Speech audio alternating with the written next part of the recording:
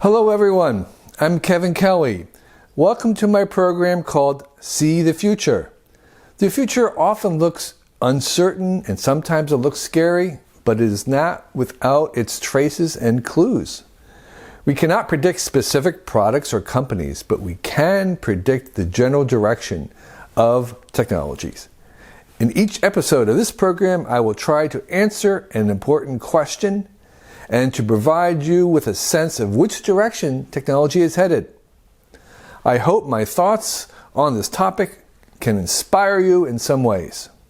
Thank you. The topic for today is autonomous cars, self-driving cars. There are a lot of challenges about them, and the two top questions in most people's heads are they going to be okay? Is it good? Can we trust them? And the second question is, will they work? Is it even possible that they could drive by themselves in real world? And if so, when will we have them? Of those two questions, I think the easier one is the ethics and the morality, which I will get to at the end. But let me talk about the first question, which is, how real are autonomous cars? How real will it really be for a car to drive all by itself? And I will give you the short answer first. I think it is very, very real, but not in the short term.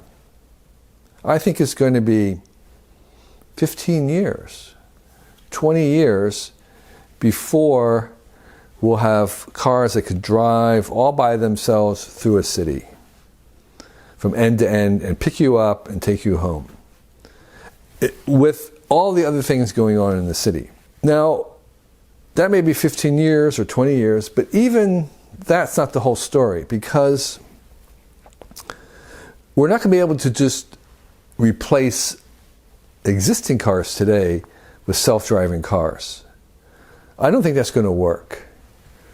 It's going to take us to remake streets and roads to re-engineer them in some ways to make them workable by self-driving cars. In other words, I don't think any kind of self-driving car for the next 50 years would be able to drive on the existing street and infrastructure that we have today. So what we're going to be doing is we're going to be adding signage, support, lasers, antennas, all kinds of things to streets, and taking away certain things in order to make them viable for self-driving cars. In the beginning, I think self-driving cars are going to be driving on certain lanes, on certain roads that are designated as self-driving car lanes, so they'll have their own space at first, and maybe they can park into certain kind of parking structures. So we're going to have to kind of remake our world to make it suitable for the self-driving car.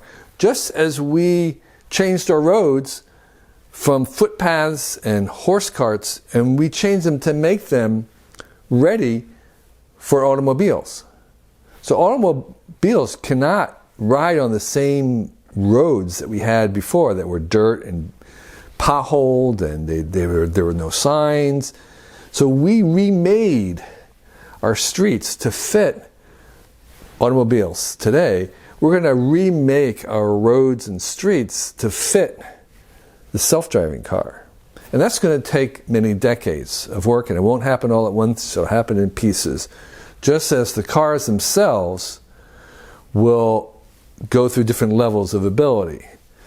And as they increase in ability, they probably will have and depend on more and more of the alterations that we're going to make in the environment. So cities will look different from self-driving car, in part because we are going to actually remake them and those streets a little different to fit self-driving cars. Now, and they will all look different. Some will be very small, one person, that can be used in maybe in the inner city. And then we can have very larger ones like a pickup truck that might be used for out on a country road that may not be able to drive in the area that a one-person pod, a self-driving pod might be. We could have pod trains where you link up a bunch of pods together. So I think one of the things that we should also expect is that we're not going to just have like a Corolla that drives itself. The self-driving cars, plural, will probably many new types of vehicles that we don't have today. They're not going to be the same vehicle taking out the person. They're going to be a different kind of vehicle. They will look different. One of the things that I'm pretty sure about this in the 20 years is that there'll be more bandwidth to your self-driving car than to your home. Because what are we humans going to do inside the car when it's driving it itself? We're going to be playing games or doing work. And we're going to want to have connected. We're going to be connected to other people, or maybe we're going to go somewhere in a VR. We're going to explore some alternative planet.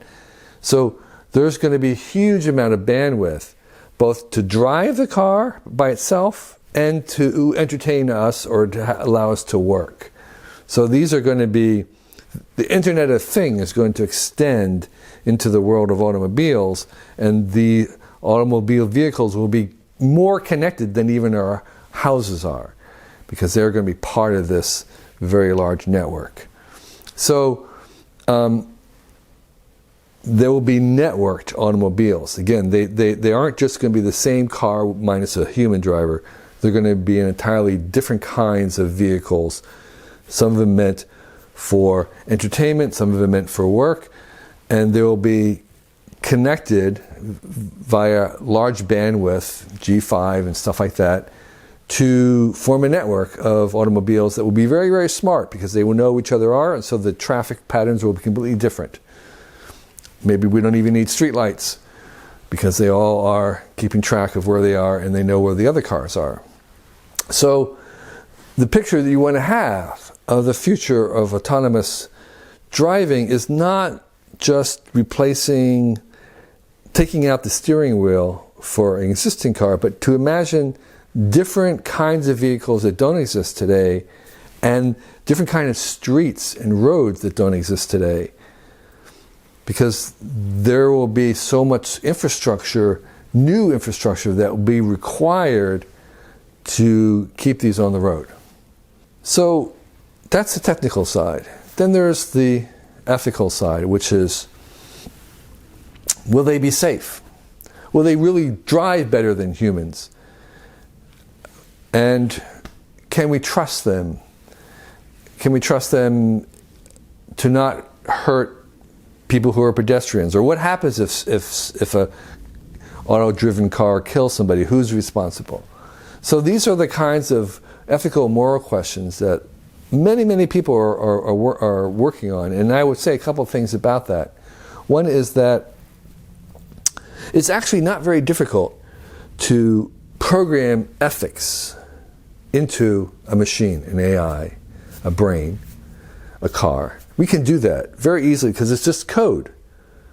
A law, a law like in a book of laws, is code.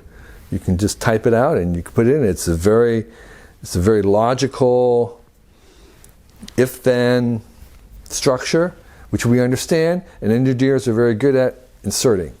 So we can make cars and auto-driven cars who are making decisions, we can give them ethics. That's not difficult. The difficulty that we have is that we don't know what ethics to give them. We don't agree among ourselves as humans what's important and what's not. Our own ethics are very, very shallow and immature. So the real work about giving morality and ethics to self-driving car is on our side, trying for us to understand what it is that we want to tell the cars to do. Because once we understand what we can tell them, that's very easy. But we have troubles right now figuring out, well, if a car is driving down the road, who should it have priority in safety? Should it be the passenger or the pedestrian? And that's a very difficult question, and it probably isn't really answerable, and it probably does depend on each situation.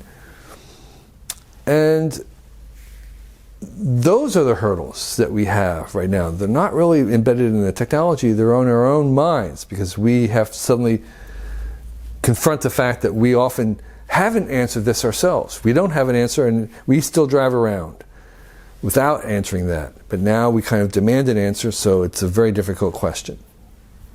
But it is very clear that we will give these devices and these AIs some decision power.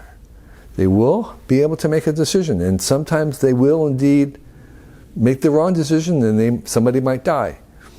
And the question is, well, who's responsible?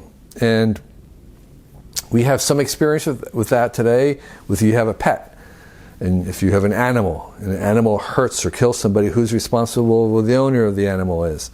And so we have a kind of an existing understanding about responsibility.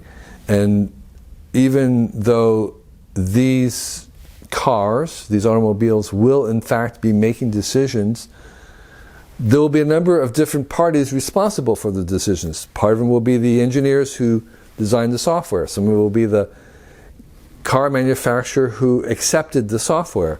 And some will be the owner of the car. I don't think we're going to have a single ownership function. I think it will be spread among many different parties, with different parties having different roles, just as we have today in real life. So this is a tractable problem. This is a problem we know how to solve.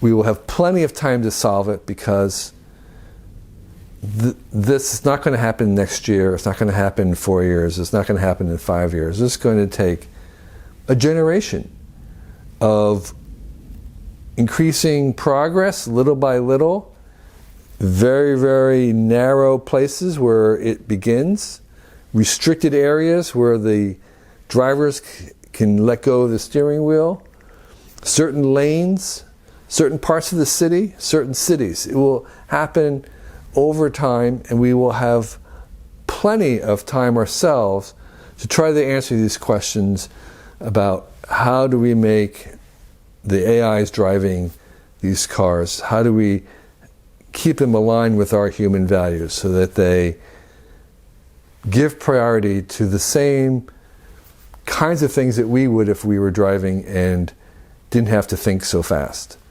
So I'm very optimistic about the changes that self-driving cars will bring. I think there's plenty of opportunity, and it will take decades for it to be complete. There will be many new types of vehicles and types of transportation developed, and we will actually change our cities and change our roads in response to making this work. So it's a big project. Thank you for your attention. I appreciate your patience and attention for this episode. I sincerely hope it gives you insight and understanding, and I look forward to discussing the next important question in my next program. Thank you.